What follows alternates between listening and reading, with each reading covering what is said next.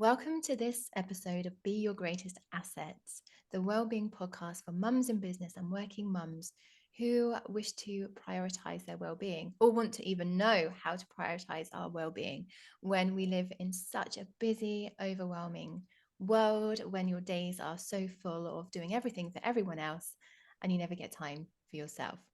So today I'm really pleased to introduce you to Beth McLenahan. She is a holistic wellness coach living in Dorset, where I previously lived before I went off up or came off up to Scotland. Um, and we're going to be talking today about eating for energy, which I think is such an essential conversation when, if you're anything like me, you live on the caffeine. So Beth, would you like to introduce yourself in more detail, please? Thanks, Michelle. Yeah, will do. So, yeah, my name is Beth and I'm a wellness coach, holistic wellness coach, certified, but I have been a teacher for 22 years. So I always bring that up in conversation because I know you're talking to busy working mums. So I just want to express actually that I so relate to what you say about working mums not having time for themselves. So, yeah, I'm an ex-teacher. Taught PE for 20 years and then food for the last 5 years as well. Full-time throughout, obviously having children, head of 2 departments at one point, head of department for the whole of my career, really. So really busy.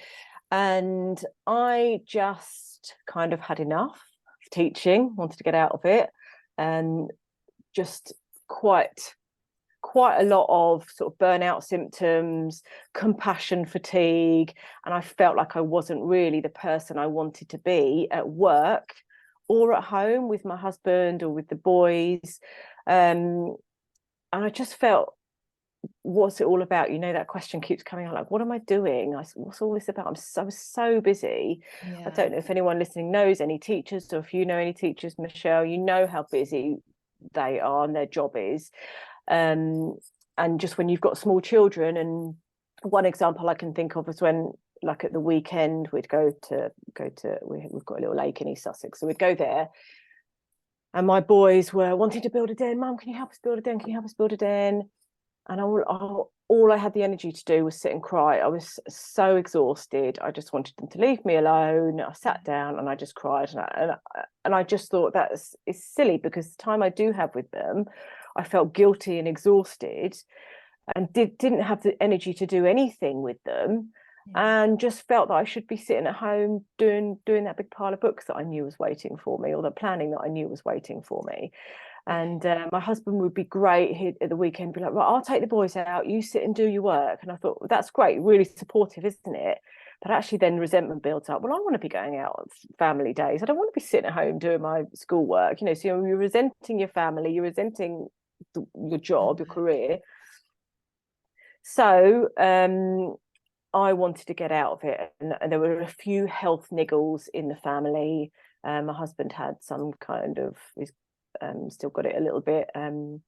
It's called urticaria. It's like an autoimmune thing. Anyway, one of my children had some eczema symptoms. One of my children had some asthma symptoms. And I was like, what is going on? Like, we're really healthy. We eat really well. We're active. We live a, fairly kind of non-toxic life. And so I started diving into natural health and nutrition. And so then from then on, I certified myself as a wellness coach. And I just thought, well, actually, I could do this, sort of help people and get out of teaching. That could be my ticket out of teaching, as I sort of say. And so I got my certification as a wellness coach just as that first spring that the first lockdown happened. So that was great timing for me, because I could finish off my course and get some coaching for myself. So that was great. And then, a couple of years ago, we moved down to Dorset, and I sort of, don't like the word quit, left teaching for almost good. I went back and tried a little bit of supply for a few weeks, which was fine, but it helped me to realise, actually, no, teaching really isn't what I want to be doing. Change And direction. so just Change I just direction, needed to didn't get out quit. of it. Yeah. Yeah. Yeah, exactly. Yeah. Yeah. Like a Realigned. fork in the road. Yeah, Yes. that's nice. I know Oh, I don't like the word quit, because it oh, wasn't just chucking oh crikey, it wasn't just chucking in the towel, after just something went wrong. It was a whole process yeah, that lasted a few years, to get mm, to that stage. But yeah, so we moved down to Dorset. My husband got a job down here, so then I've been working slowly on my wellness coaching, and I met a lady who's one of my best friends now, called Chloe, and she, through all this time, all my learning of health and wellness, and I know we'll get onto this in a minute, but through my learning I learned a couple of things. um, Firstly, like, our modern day farming techniques have changed so much over the last few years, so our food is so much more deficient in nutrients than it ever was before, coupled with the fact that our lives are so much more toxic. mm, What we put on our skin, what we ingest through food, water, the air pollution, the stress levels that we have. And most families, let's be honest, are probably both working, yeah. two working parents or single parent, and so stress levels are really high, and that's actually quite toxic for our body as well, isn't it? The stress Yeah, levels, as you know. absolutely. Yeah, that's my thing, is soothing the nervous system through my Yeah, eating. So yes, yeah, yeah, try exactly. So we prioritizing yourself. need that, you Yeah. need that self-care. But the two things coupled together, so the lack of nutrients in the food and the high toxic load in our body coupled together, means we're overloaded with toxins, physically Mm, we're overloaded with toxins, and we can't eliminate them mm, to effectively, efficiently, because our bodies don't have the nutrients to be working optimally. yeah, yeah. A good word there, I think. That's Um, so that's me. I kind of lost. that's Went off brilliant. on a That's bit of a a tangent. beautiful introduction That's there me. to to your Yeah. background and how you've diversified and to into the nutrition world as well. So Mm, I think your mm, story will resonate with so many of our listeners. I mean, my story is also very similar, where I just felt like I was completely overwhelmed and just didn't know whether I was coming or going. I felt guilty when I was working and not with my the kids. I thing. felt guilty Yeah. when I was with my kids and not being present Yeah. enough because I was thinking about work, and just always just wait a minute, I'll do it in a minute, I'll do it in a minute, and then time would run out, and then you'd run out of time for the fun, and yeah, not good, not good. And then he said, I likened it to like caffeine, lots of caffeine drinking. I know it's so much more than that, but that you do. But yeah, it's interesting. And actually, you mentioned about the farming, living in Scotland now next to a farm. We've actually Mm. bought an old farmhouse, and it's really opened my eyes to the whole food production and what how Oh, really? things are done. Well, first of all, I mean, the farmers, they work so hard just to make a living, but Yeah. there's just yeah, it's just opened my eyes to a new world. It's very different living in the rural It's not, world to well, the obviously 50, 100 years ago, it was all everything was local for the local yeah, community, wasn't it? And it exactly. just isn't now. It's a money making scheme, and the poor farmers, don't see a lot of that. But the whole food industry has grown in so much demand for ease, convenience food, for want of a better word, really, Yeah, but for speed and for ease. And we as a consumer have become so much more demanding, that the intensity has grown so much, hasn't it? And that has called for much less holistic, absolutely. regenerative techniques, and Yeah, we're seeing a comeback with regenerative farming techniques, I think, I think so as and well, but organic not farming, everywhere. Not but everywhere. not So everywhere, and it's still not, yeah, it's still going to cost more for the consumers, isn't it, exactly, unfortunately. exactly. And at the moment, when people are really looking at their bills, sadly, it's the people that are struggling to afford, the more expensive foods. They're going to go for the cheaper The foods, which is the convenience. convenience Yeah. foods, the cheap pasta, the cheap breads, and It's so it's just backwards, isn't it? a It really breaks my cycle. heart. Yeah, It's so it backwards. And is. It's a I've said cycle. many, many times, like, why does it cost so much money to eat healthy? It's just not, it's Yeah. not fair. It's not fair. Mm. So we're talking about eating for energy. Mm. How can we eat for energy? What are your top tips? Well, I know, I understand that not everybody is like me and as self-disciplined I am. I do have quite a lot of self-discipline. So when I was teaching, I'd be in the staff room and everyone would be, oh, Beth, what have you got for lunch today? Oh my goodness, your lunch looks so healthy. Because I know I've grown up in a house where everything's prepared at home, you know, it's no convenience foods or anything. So it was just the natural progression. But I value nutrition it's so high on the top of my priority list that you know that is a priority at home. So food prep for me is a priority. It's a choice. You choose first of all. Yeah. That's your top tip, to choose to prioritize it.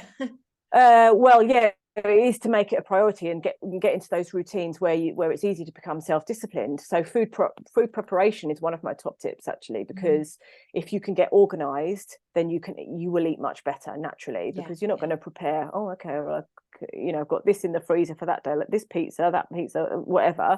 If you're going to be prepared and think ahead, you're going to be planning something that's healthy. It's when we're short of time, and it's when we're tired, and it's when we haven't planned about it, then things slip.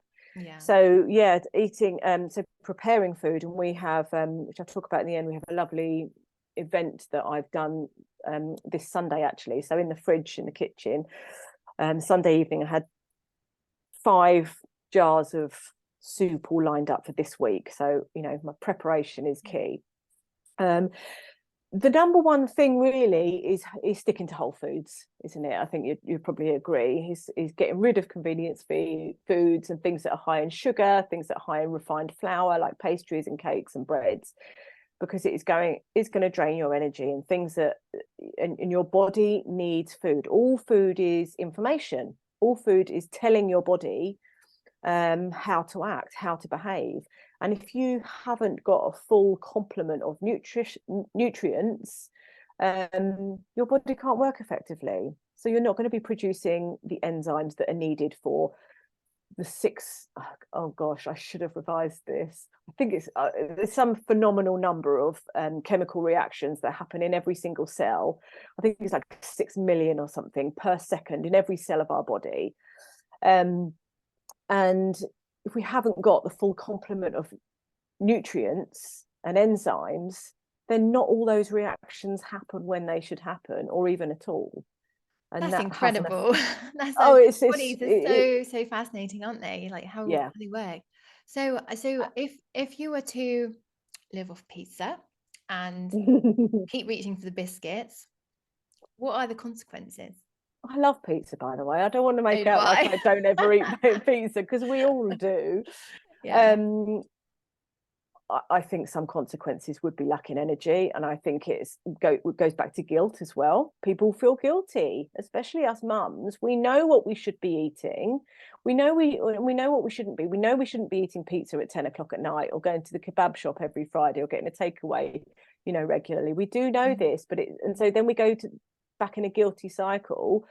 But if we can't actually get out of that cycle, like get some help, get some, I don't know, a footprint, a blueprint, or some sort of support where we can start to prep. Actually, I've made a friend recently who came on a salad event with me, networking. I don't know if you know Samantha.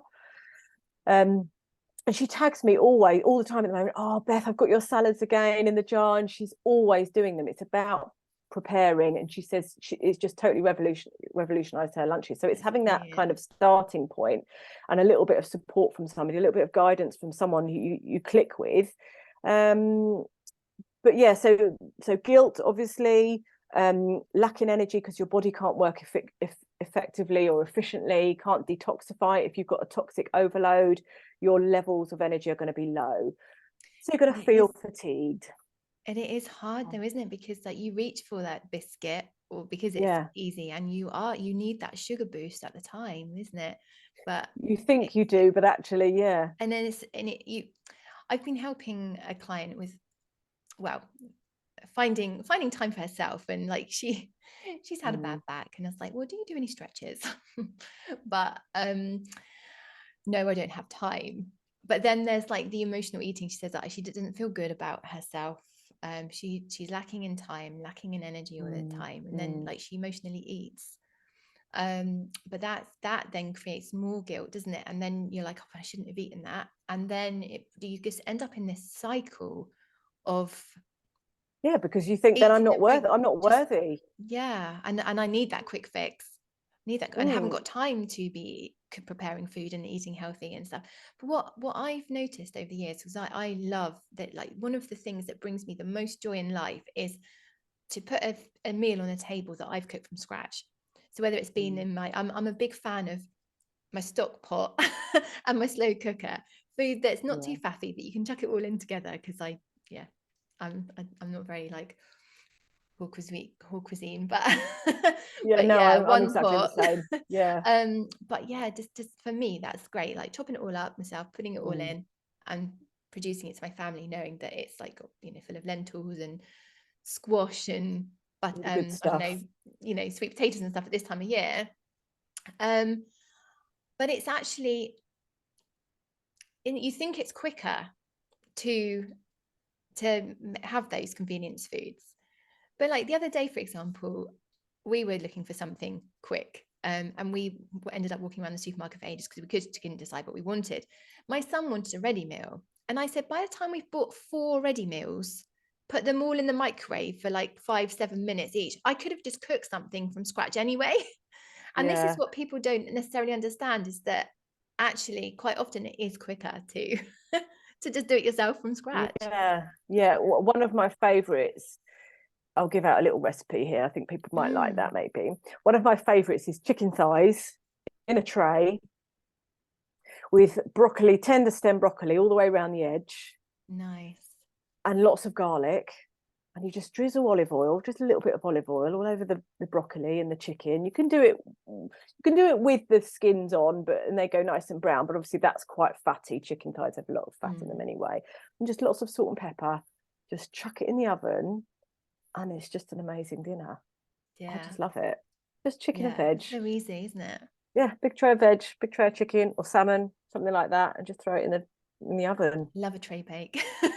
I love a tray bake, and it's really, it's nutritious, and it's tasty because it's been baked, you know, roasted or whatever.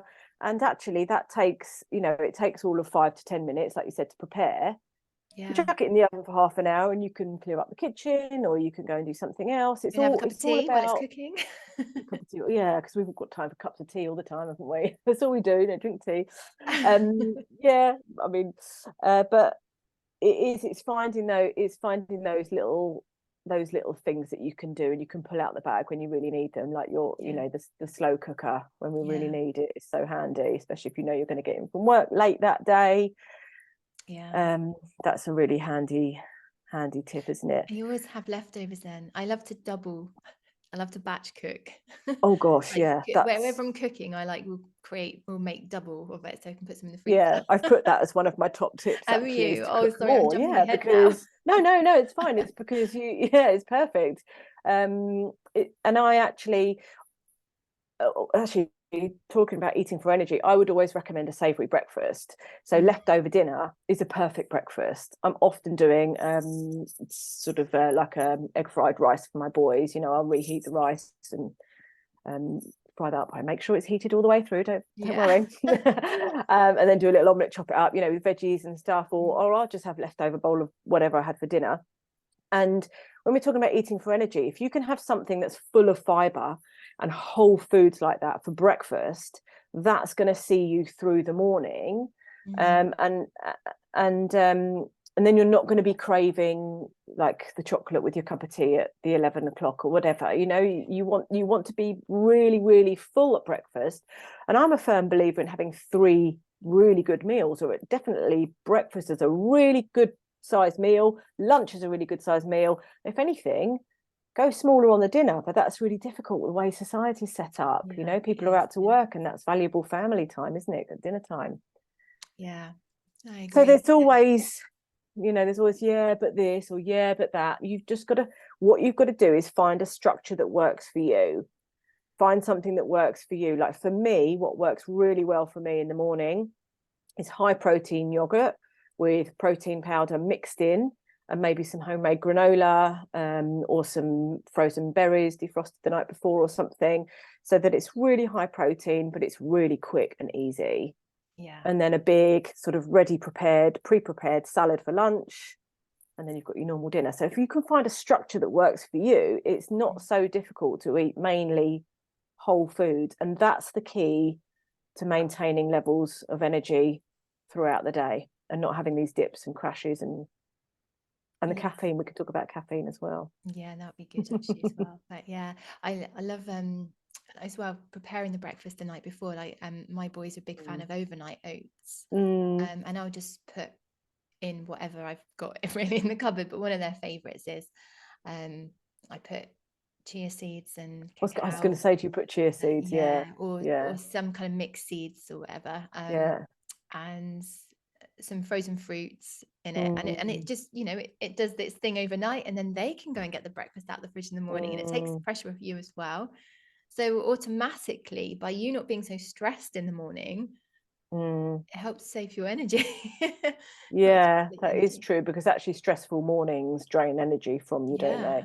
You get to work and you feel like you've done a whole day's work already sometimes, don't you? Just going to say that, like when I was working in an office, because I used to be part-time employed and part-time in business. Now I'm full-time in my business. But well, I say full-time, part-time. Part-time, but you're lucky enough that's the only thing you have to do. 100% Brilliant. in my business around my boys. But I'd like do the school run, do the nursery run, like on the opposite ends of the village, and get to work, slide in at my desk, and I feel exhausted. So anything for an easier morning, definitely when you're working.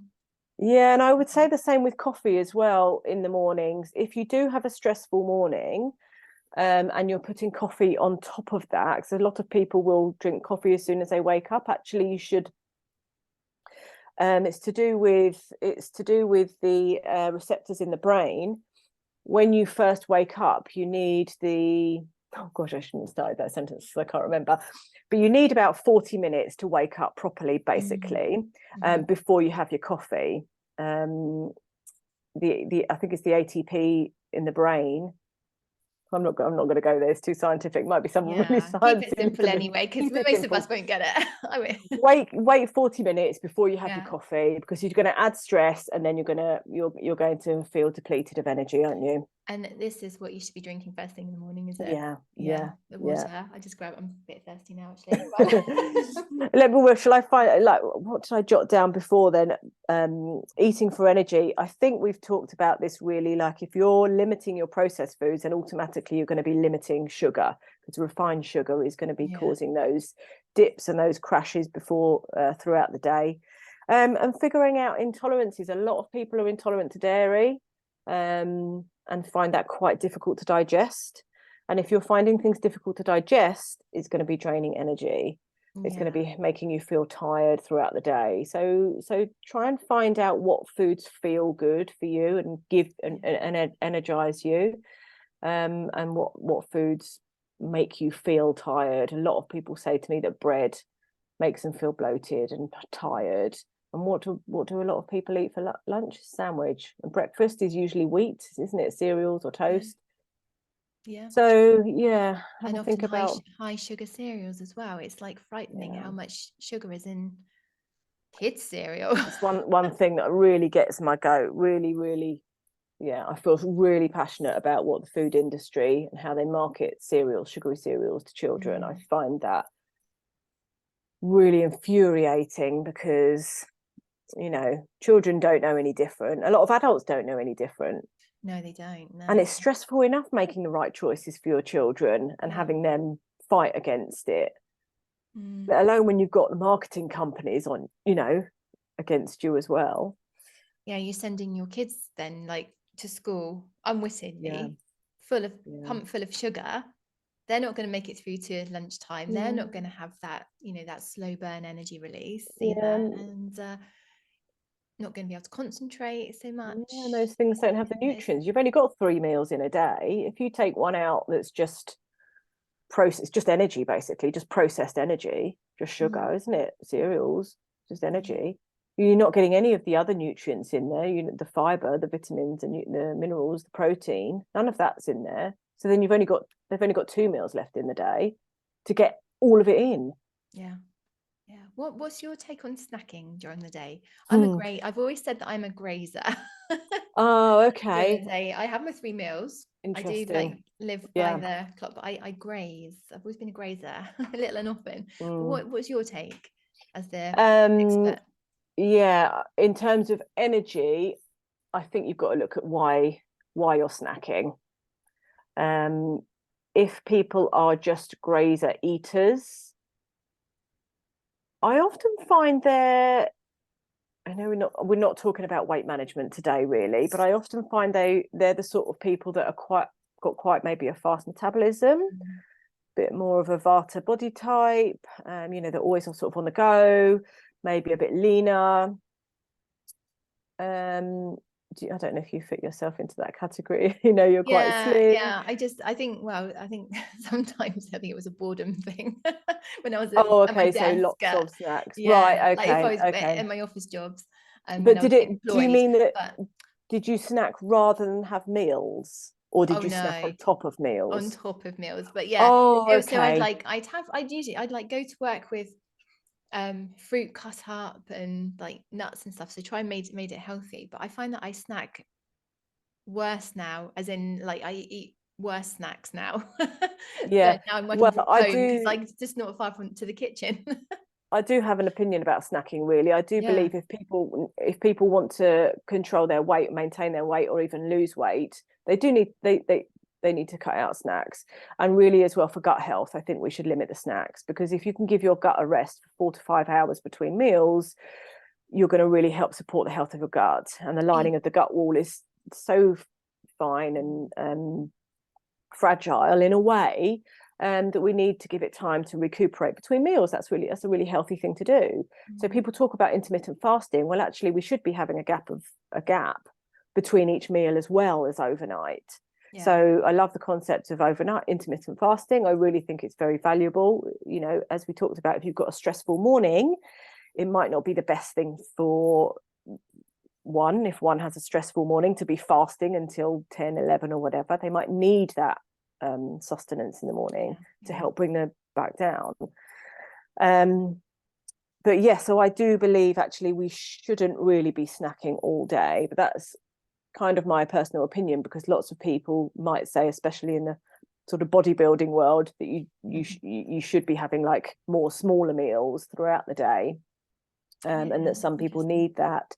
And some people might say, oh, well, I've got blood sugar dysregulation, so I need to have snacks. Well, got to think about what's the root cause of the blood sugar Mm. dysregulation, and then can you look at that first and get that sorted out, and then start to think about not snacking.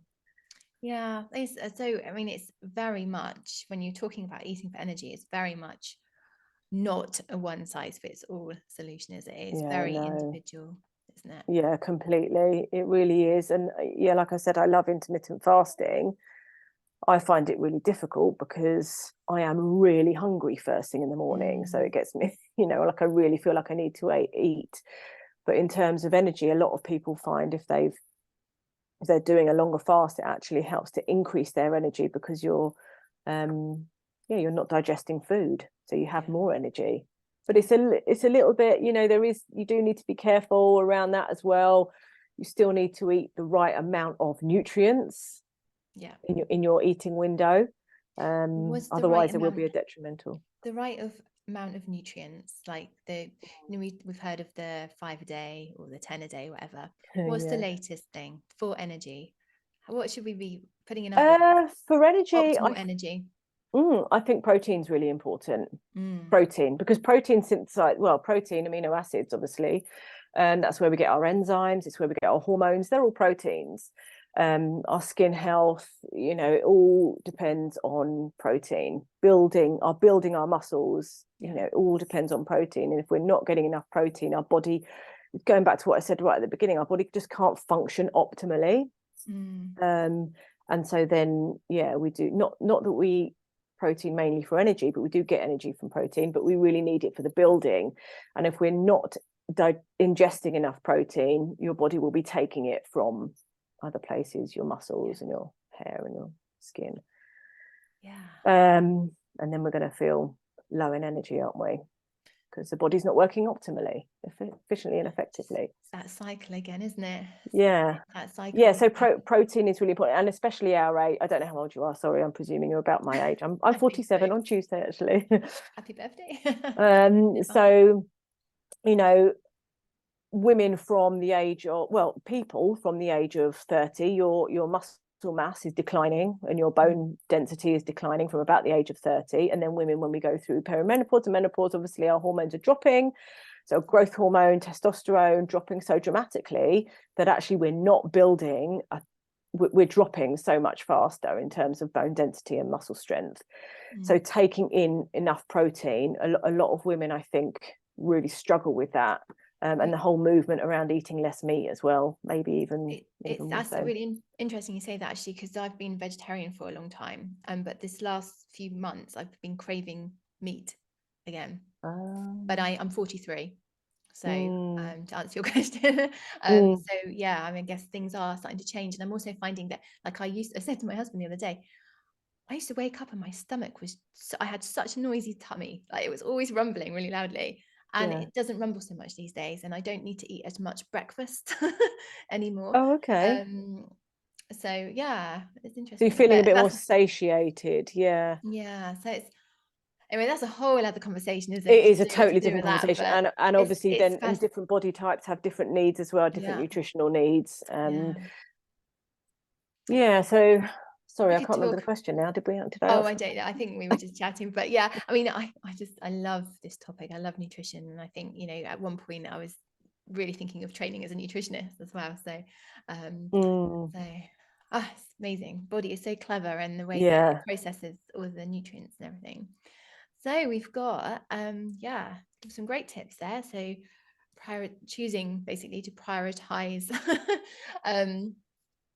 prioritize your food prep, batch cooking, eating whole foods, the times you eat, do with snacking. There's a whole load in there that we've just covered. That's amazing. I would say I would add one more in there. I don't know if I touched upon it earlier, but eating a range of, I mean, fruits, vegetables, plant foods, really, to get the whole complement of nutrients, so that it's all about supporting your body to enable it to work optimally at its best.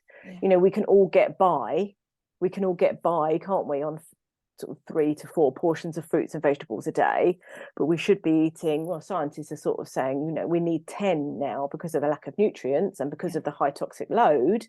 We need to be eating more like 10 portions of fruits and vegetables a day to cope with those toxins and to factor in the lack of nutrients. So the wider variety of colors you can get and different types, then the wider variety of nutrients you're going to get, obviously. And then once it gets into your body, then you can produce a wider range of chemical compounds that do the job.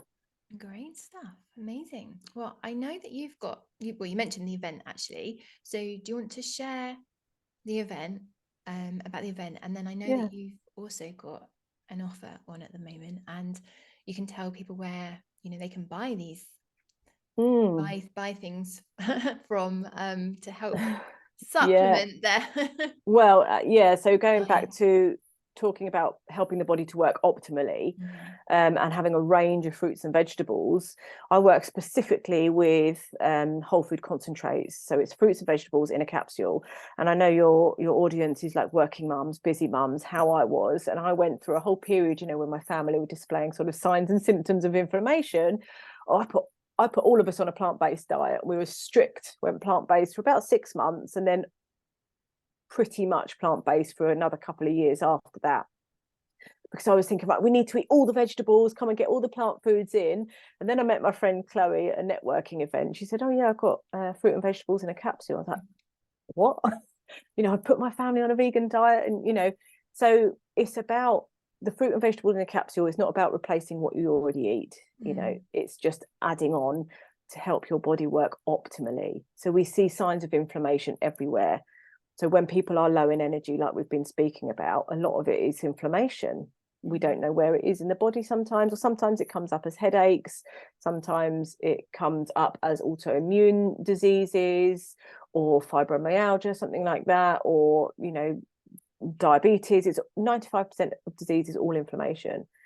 So if we can get a full, like a really nice variety of fruits and vegetables into our body, and we have them in a capsule, 30 different types, fruit, veg and berry, 10 of each, then it really helps to optimize our diet and just lower that inflammation, so we can try and support the body to work effectively, optimally, and just you know, fight those sort of signs and symptoms of disease.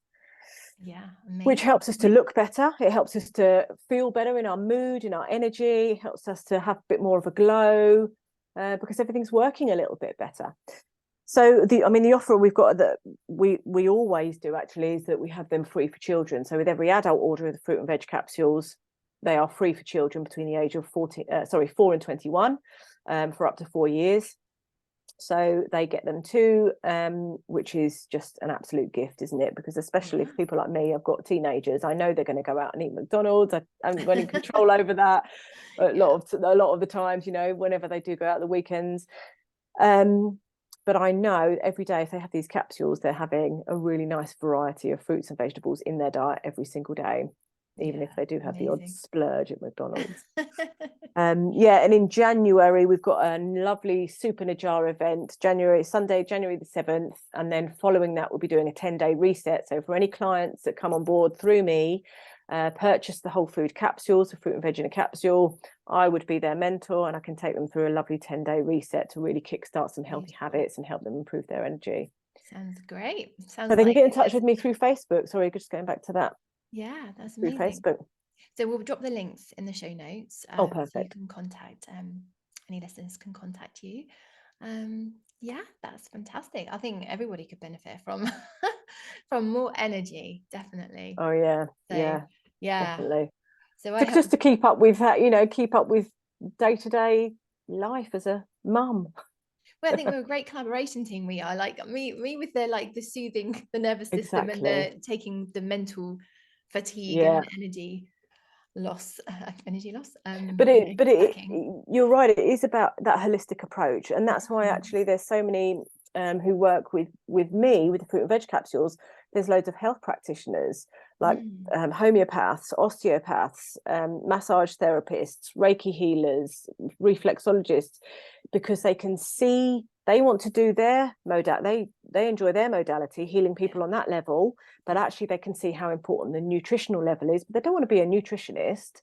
So they say, this is great, fruits and vegetables, I'll heal you on this level, you do the fruits and vegetables on this level. And the great thing is really complementary. Amazing.